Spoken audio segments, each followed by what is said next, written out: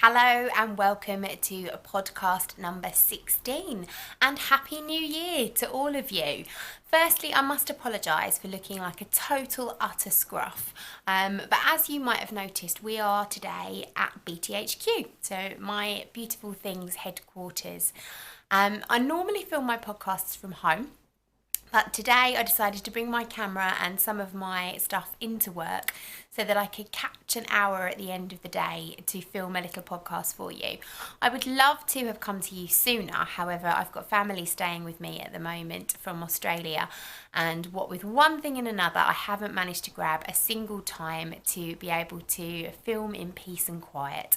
So I thought the best thing I could do would be come into work today. So all the best laid plans and all that. I bought my camera, I bought my notes, I bought all the things I want to show you, but I didn't think to bring a hairbrush or any makeup for my face. So I've been working all day and I look like a thorough scruff bag, but hey, something's better than nothing, right? So, first things first, 2016, 2017, everyone's been doing these posts about what it meant to them and what they're going to do in the new year and goals and aspirations, blah, blah, blah, blah, blah, blah.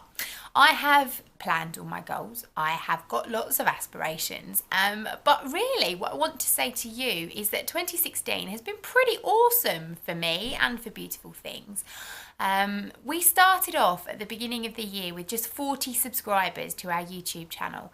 And now we are just under 2,000. You guys have been awesome and you have received the new podcast that's been running now for about 6 months really, really well.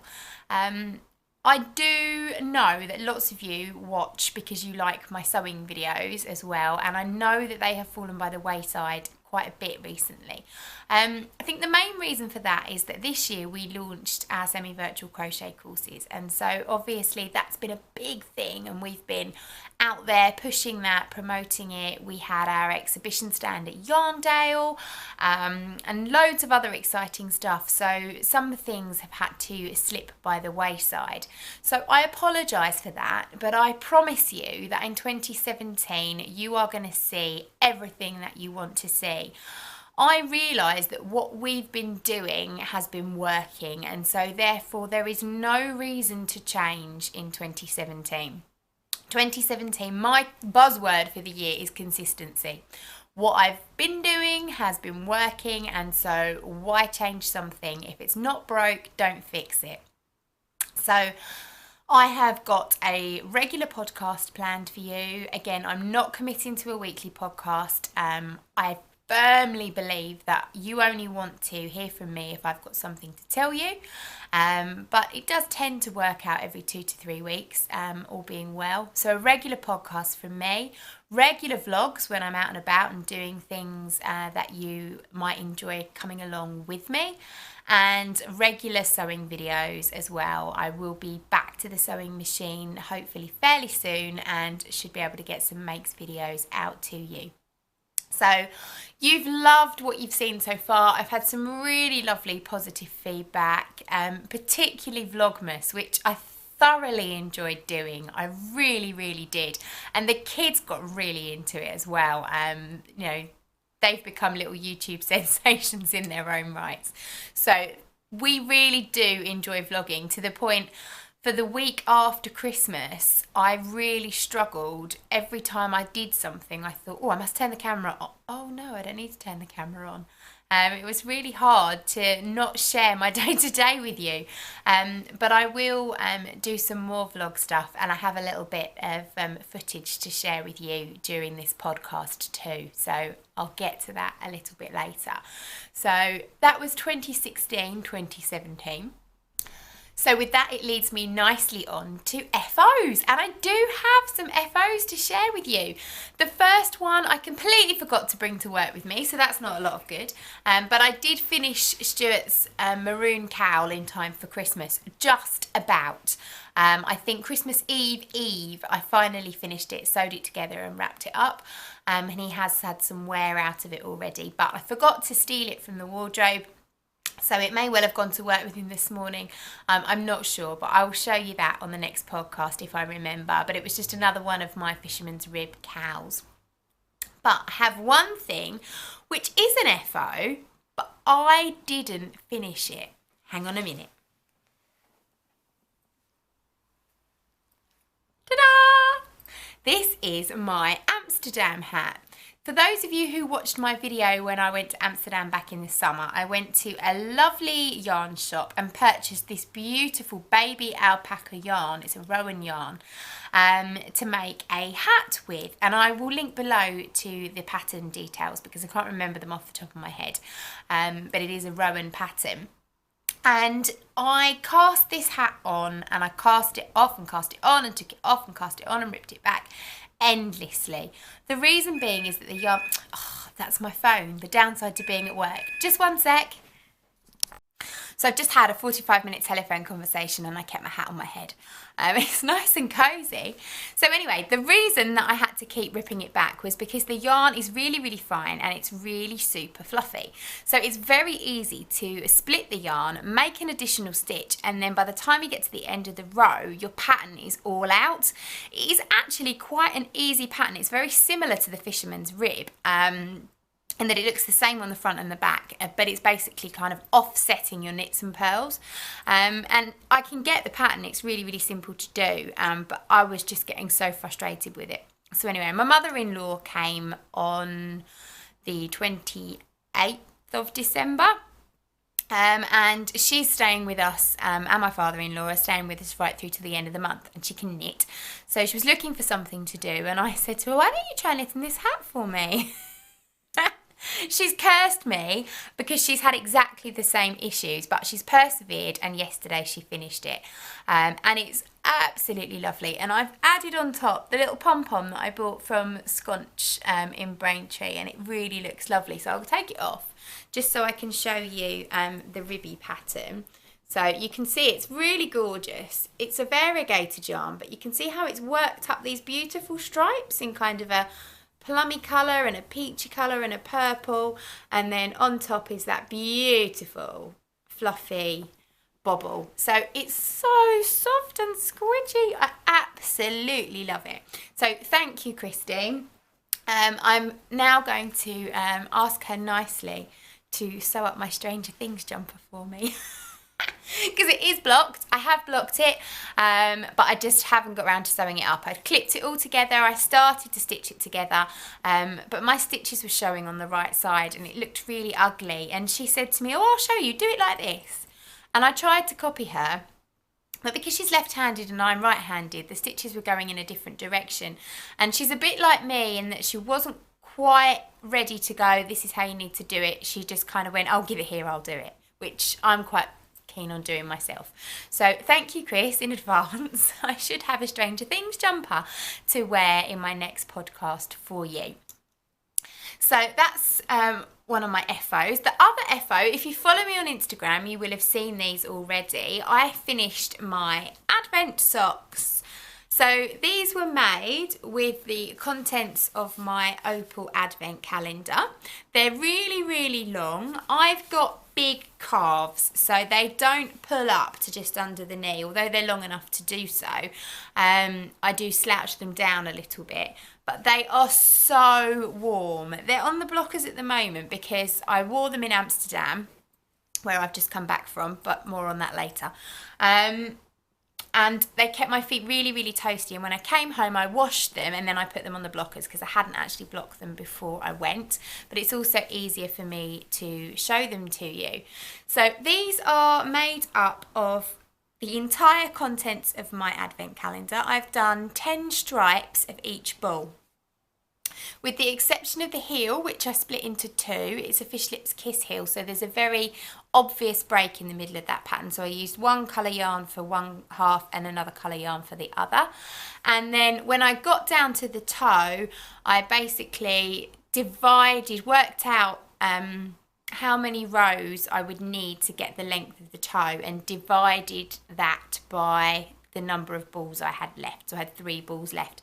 So I think it's something like 8, 6 and 5 rows to get the toe in. But I was desperate to make sure that every single colour was included in these. It's a simple vanilla sock pattern. It's Mina Phillips's Knitting Expat vanilla sock 2 at a time method.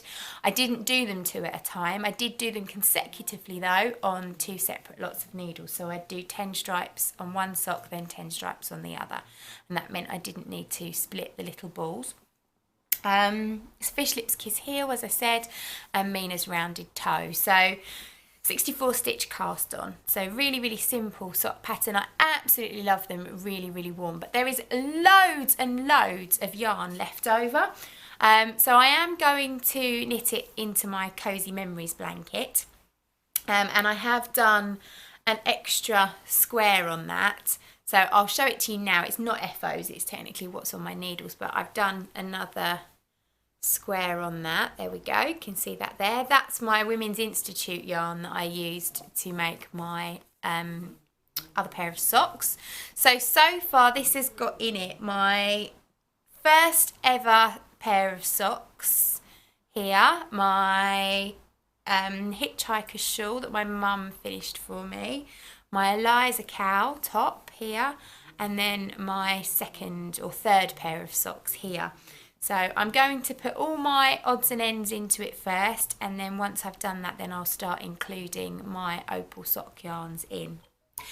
But what I'm also going to use my Opal sock yarns for is I want to make a miniature sock in each of them and hang it together for a garland for Christmas.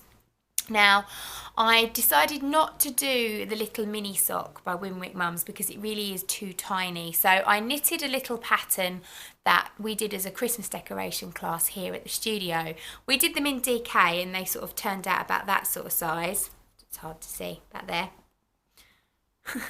But I did one the other night in my Opal, and you can see, here he is.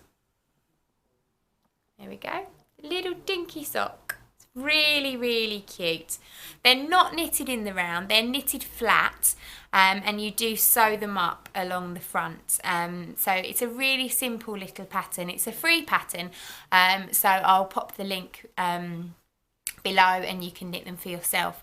So as I say, I'm going to do one of these and a Cozy Memories square, and then I'm guessing there's still going to be a teeny tiny bit left, and so I am going to venture down the crochet granny stripe blanket with the rest of my odds and ends, because I really want to use up all my scraps, and I think that's probably one of the best ways to do it.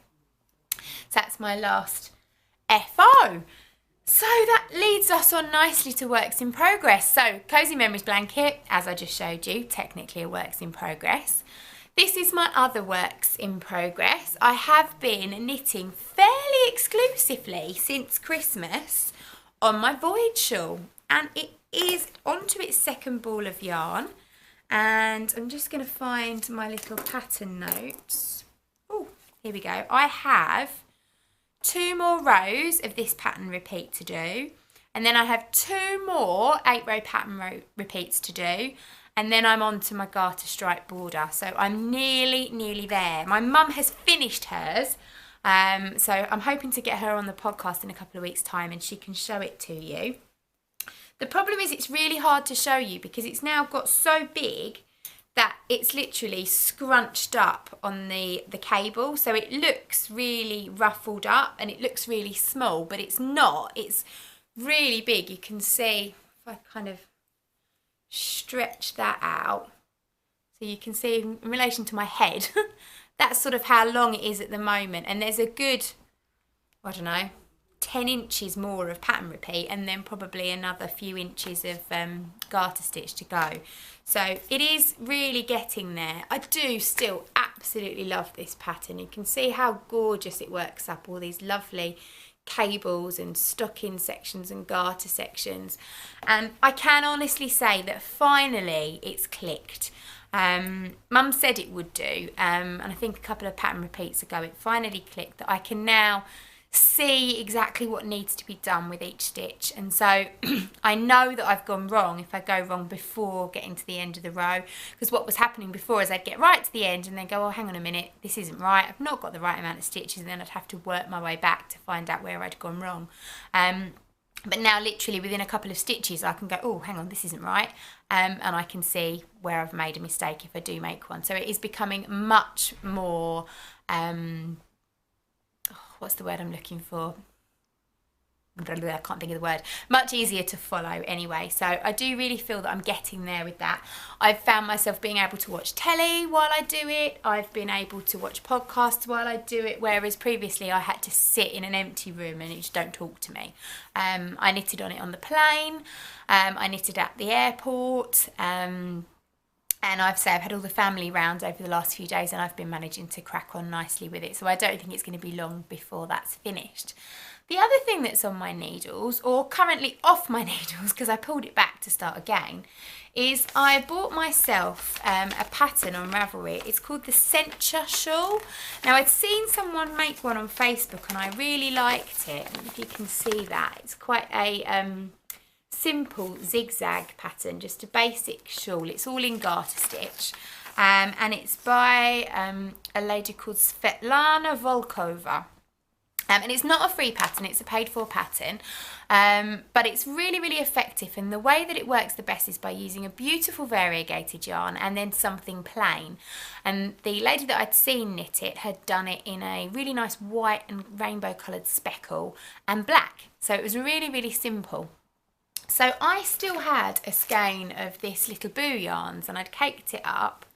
I showed it to you previously. I got it in the sale a little while ago. I don't think that's going to show. There you go. All sparkly and beautiful. And I thought that would look really, really lovely, but it needed a plain colour to go with it. So I cast on the first part of the shawl, which is about that big, all in this colour, before you need to add the plain contrast colour, because I thought if I'm going to Amsterdam, which I was, more on that later, I would buy myself a nice plain skein when I visited Stephen and Penelope. But it would be handy to see how this knits up to see what colour it would go with. Because at first I thought I'd go for one of the pale colours in here. There's like a pale pink and there's a lilac-y colour, and I thought that would go really nicely together. But on reflection, I actually then thought, no, a really nice silvery grey would go well. But when I went into Stephen and Penelope, because I'd knitted up that first bit, I could actually see what it looked like and I could then pick a colour to go with it. So I'm going to move into acquisitions so I can now show you what I did pick up. So what I went for in the end was this lovely charcoaly grey. It's a fingering weight yarn. It's hand dyed, and I thought that would go really nicely together as my contrast colour. But then when I got home, I realised actually I was using the wrong size needles. It wasn't knitting up quite as nicely as it should have done. I had only done a small part of it, and so I pulled it back and it's now ready to recast on. So it's kind of was what's on my needles, now what's in my plans for 2017, but I will cast it on again really soon. So that's leading me on nicely, as I say, to acquisition. So more about this yarn. This yarn is by a company called Undercover Otter. They are on Instagram as Undercover Otter, and they're based in the Netherlands, and they dye yarn, independent yarn dye, but they dye yarn exclusively for Stephen and Penelope. So they have a whole range of colours in there, lots of variegated, but mainly kind of tonals. And I thought it would be really, really nice to get a yarn specifically from Amsterdam. So that's why I chose that particular yarn. So I did get a couple of other acquisitions while I was there, mainly being some yarn for my exploration station. Now I'll talk to you a little bit more about my exploration station and my plans, but I had mentioned to you in the past that I had this gorgeous octopus garden yarn that I'd purchased from Vine Yarns in America, and that I was planning on using it as my main yarn for an exploration station, and that I wanted to make sure that all of the yarns that I picked had really special meaning to me. So I wanted to make sure I picked them up in special places. So Amsterdam was one of my places. The Edinburgh Yarn Festival is another one. And then I have two other options for my other two skeins, but I'm not quite sure where yet, so I'll give you more on that later. But I went for another Undercover Otter. Again, I thought it would be really, really nice to get something This is their card here. Thought it would be really nice to get something from Amsterdam itself. It's called Squirm Sock, and the colourway is Silver Bullet. And it's 80% merino, 20% nylon, superwash, 4-ply, high twist yarn.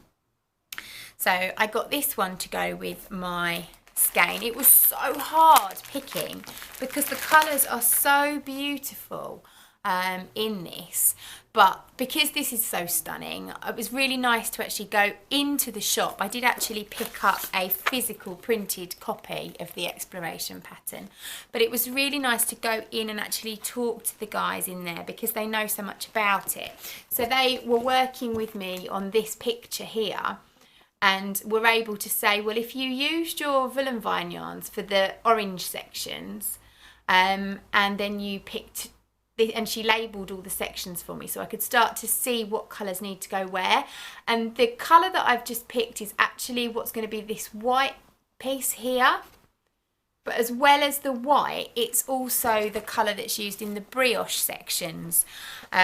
So when these two are knitted together in the brioche section, you'll have this showing with this, and then this will be more of the neutral. So it's quite hard to explain. I think if you've made the exploration station or you've seen the pattern, you'll understand it a bit more. But I think that's going to work really, really well. So I've selected my yarns based on that picture, and then I now know that I've got myself my D colour and my B colour, and I now need to just look for my C and my A.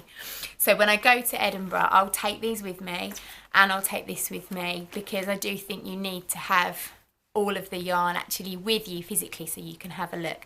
I think I'm going to probably go for a kind of chartreuse colour, this limey green colour, and I'm going to try and steer away from the hot pink because it's too worky. I think I might go for like a pale lilac-y colour as my other colour, but she said to me, she said, make sure that you go for something plain or a tonal. She said, because this yarn is amazing and it really needs to feature, and so to make it pop, everything else needs to be just a tonal colour. So it was really nice to get that advice and guidance in the shop.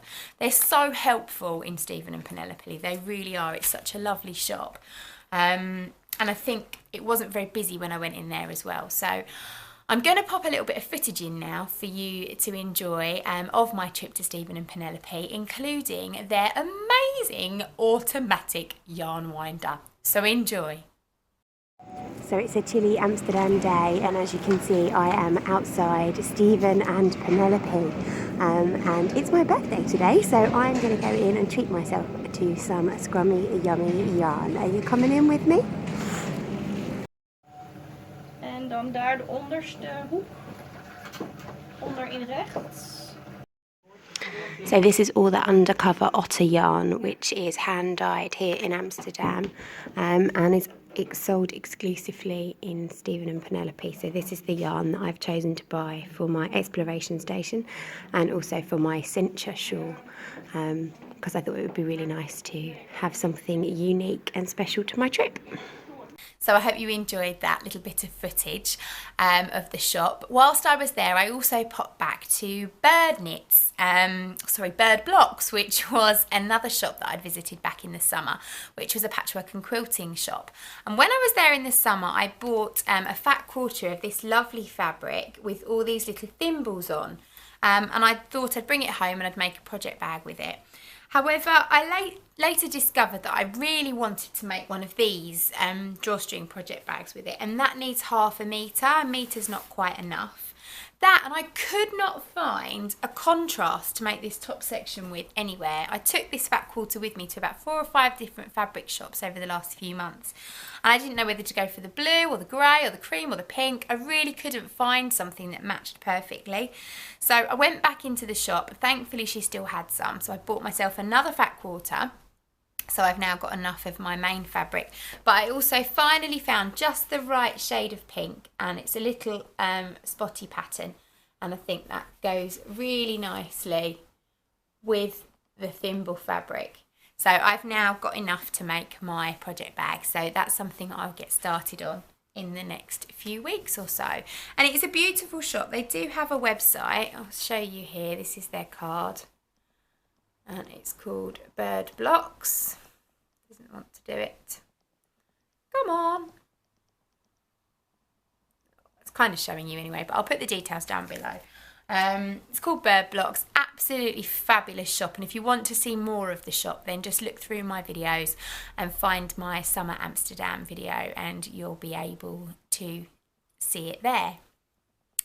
So the reason we went back to Amsterdam was that it was actually my birthday back in January, early January. When we went in the summer, we stumbled across this amazing hotel where we had afternoon tea. And it was an absolutely beautiful hotel, really luxurious, and right up my street. And I said to my husband I'd really like to stay there. So he booked for us to go back. So we literally spent 3 days doing pretty much nothing. We didn't do the touristy stuff. We did a little bit of shopping. Obviously, I popped to the yarn shops. We had some fabulous dinners. And we went out on a boat tour from our hotel one evening. It was the city or the Festival of Lights in Amsterdam at the moment, and so there's lots of arty light sculptures and light art installations all throughout the canals, and the best way to see them is from the canals themselves.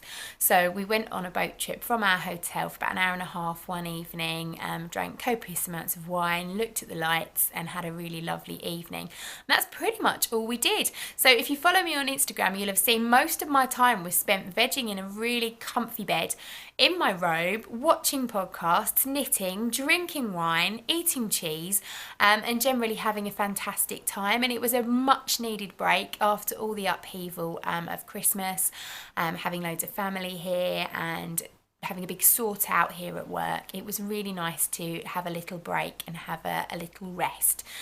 So right at the end, I will pop a little bit of video of the Festival of Lights because it was really pretty.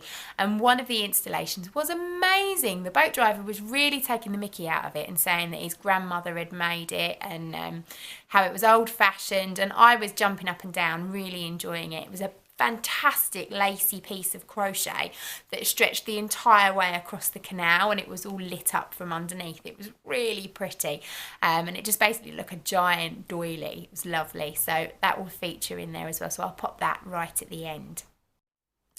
Brill. So that's all my acquisitions and all of my makes for now. I want to just have a quick chat with you about a couple of other podcasts and crochet alongs and bits and pieces that I've come across over the last few months that I'd like to get involved with and hopefully involve you in. And the first one is by Nikki from the Tea and Possibilities podcast, who I've mentioned before, and she's having a cow called the Best Ever Cow. And it's a really, really lovely one. What she basically wants to do is celebrate 2017, and she wants you to make it the best year ever for you. And to do that, what she wants you to do is to make 4 things throughout the year that are for you. Now, they don't have to be for you in the truest sense of the word. It doesn't have to be that you keep them. You can make them as a gift, but they have to make you happy. So that's 4 things that make you happy in 2017. And I think it's a really lovely idea. It can be knitted, it can be crocheted, general fibre arts in general, so it's across the board. And she has got a Ravelry group, and there is a thread in her Ravelry group for the best cow ever. There is an additional part to the cow which I think is really lovely as well, and you don't have to sign up for it, it's optional, and that is a pen pal element. So if you wanted to, you could put your name down to receive a pen pal, and during the year you can write to each other, you can send each other little goodies, get to know each other, but through the old-fashioned form of writing a letter. And I thought that was lovely. I really love handwritten letters and I really like to receive them. So I've signed up for that, and I'm going to be writing my first letter to my pen pal in the next few days or so. But that's a really lovely cow that I want to take part in this year. And the things that I think I'm going to make, the first one is going to be my exploration station. So for me, it's a really challenging pattern. I'm still a beginner knitter. I know I'm doing this voyage shawl and it looks really complicated, but it doesn't involve anything other than knits and pearls really. Whereas the exploration station, there's some brioche, there's yarn overs, there's lace work, all sorts of things in it. So it's going to be a really big learning curve for me. But I think it will really make me happy, especially if it takes me a whole year to do it, which it probably will. It will be a really lovely tick on the old knitting bucket list. And one of the things I want to make sure that I do is that all of the yarns that go into it are really special to me and have some form of meaning. So obviously I fell in love with my Wool and Vine yarns. It cost me an absolute arm and a leg by the time I'd paid the postage, but I simply had to have it. And so it really does make my heart leap and flutter. It's such a nice yarn. So that was number one. Number two, I've obviously got from Amsterdam, and it's got some, you know, we've been twice this year. It's a lovely city. We love it. I've got some fantastic memories there. And the yarn that I've bought is connected to Amsterdam as well. We're going to the Edinburgh Yarn Festival in March, and it'll be my first time going to a big yarn festival as a podcaster. So it'll be really nice to pick up a skein of yarn there. So that element will go into it. And then I'm either going to pick up a skein. No, I think I'm going to wait. There will be more news to come shortly, but I am planning a little trip to the US fairly soon, and I will be going, obviously, yarn shopping while I'm there. So hopefully I will be able to pick up my final skein in the US. So I'll tell you more about that another day, because we're still planning at the moment. So I won't be casting on my exploration station anytime soon. It is very much a project for 2017, so it fits in really, really nicely to Nikki's cow for the best year ever. The other things I have on my bucket list is a nice pair of mittens and a cabled hat. So they're two things I'd really like to do for me, and again, they're things I haven't done before, so they're learning things for me, and I will get lots of use out of them. And the next one, I'm going to pop a picture up here. This is a paid for pattern that I've discovered on Ravelry, and it's called the Groovy Shawl, and it's by Jumper Cables, and it looks lovely. It's really, really, really simple, but the way that the knitting is constructed gives it this lovely ridgy texture, which just looks fantastic. It looks really cosy, and I love it. And I really want a bit of a simple, no-brainer shawl that I can just be working on, and it looks like it's going to be the one. I was going to look for a special yarn when I'm at the Waltham Abbey Wool Show this Sunday, but I've decided that actually, although it's not designed to be made with a variegated yarn, it won't look wrong in a variegated yarn, and I've still got that gorgeous Starcraft Cabaret in the peacocky blue colour that I haven't used, and I was going to knit a jumper with it, but I just can't find the right pattern. So I figured that's a double knit yarn. It's the perfect weight, so I'm going to cast that on with the Cabaret yarn and see how we go. So that will be my first project that I'm going to get started on for the Best Year Ever cow. So if you'd like to join Nikki in her cow, then pop them over to her Ravelry group, and if you have a listen to her last couple of podcasts, then she will explain it in more details. So with that in mind, I thought it would be really nice to launch our own cow for 2017, and I'm planning to launch the gift along. So we'll be using the hashtag BTHQ gift along 17. So I'll pop that along there. I will set up a page in the Ravelry group as well. And the idea being is that during the course of 2017, you're going to make 12 gifts. And they don't have to be big. They can be gifts for you. They can be gifts for friends and family. They can be gifts for your Christmas tree. I don't care who they're for. But the idea is we are preparing for Christmas 2017. So I know that I would love to have made more of my Christmas presents this year, and I got round to sort of November, December, I hadn't got round to it, and I think about 2 people ended up with something handmade. So I figured if I start making them now and putting them to one side, then I know that I will have plenty of presents come December. So they don't have to be big, like I say. You could make a project bag. It's a craft along, so it's not crochet, it's not knitting necessarily. It can be sewing, it can be felt making, embroidery, it doesn't matter. It's a craft along. So they can be small things, big things. You could make a shawl, you could make a jumper, you could do mittens, you could make a project bag. a string of bunting. It doesn't have to be massive projects. So when I say 12 projects, at first you think, oh my goodness, I'll never do that. But actually, realistically, it is fairly easily achievable. So I'm going to set up a finished objects thread for January, February, March, April, May, June and July, August, September, October, November and December. You can include whips as long as you started them in January for the January FOs, because I appreciate we are already halfway through the month. As long as they weren't started before 2017. So whips are included as long as they were started in 2017. There will be a prize each month for my favourite thing that's made, and then I will award a big prize in December to somebody who has completed the entire gift along. So you basically have a chance to win every month, and then you also have a chance to win right at the end, but you only get entered into that particular thread if you have made all 12 items. So I will do finished item threads each month, and then I will do a 12-month finished item thread as well.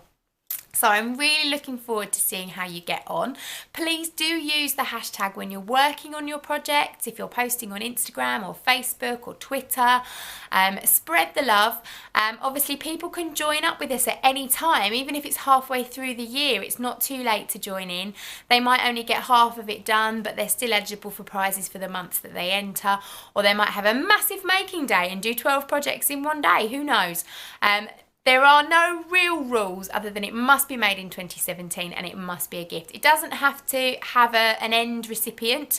I'm just going to make 12 things, 12 random things, and put them in my box. And then when it comes to December or November, December, when I'm doing my present planning, I can think, oh, what can I get Auntie Flo? I know I made that pair of mittens the other month. They'd be just right for her. So it's going to really help us with our handmade gifts in 2017.